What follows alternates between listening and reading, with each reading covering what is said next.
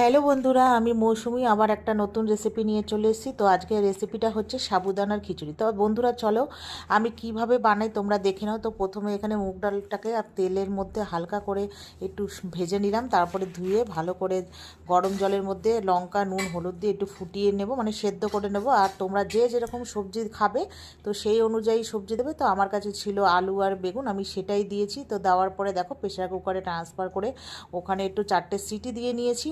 তো আর আগে থাকতেই হচ্ছে বড় দানার সাবুটা ভিজিয়ে রেখেছিলাম 1 ঘন্টা আগে। তো ডালটা সেদ্ধ হওয়ার পরে সাবুদানাটা ঢেলে দিলাম, ঢেলে হলুদ দিয়ে দিলাম পরিমাণ মতো।